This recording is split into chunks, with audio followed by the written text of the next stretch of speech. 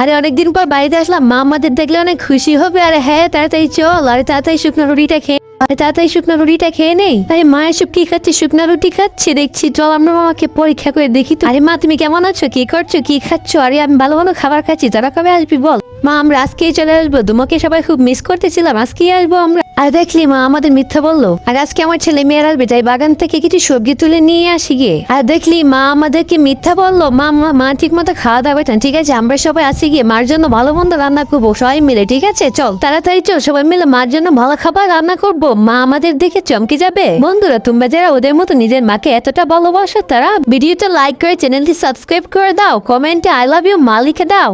আর সবাই তাড়াতাড়ি কর, মা এখনই চলে আসবে। আরে এই তো রান্না খাও সবাই রেডি। আরে আমার ছেলে মেয়েরা আসলো নাকি? আরে মা তোরা কখন এলি? আরে এই তো মা চলে আসছে। মা আসো আসো, তোমার জন্য আমরা সবাই মিলে কত মজার খাবার রান্না করেছি। বন্ধুরা তোমরা সবাই নিজের মাকে ভালোবেসে থাকলে সাবস্ক্রাইব করে দাও।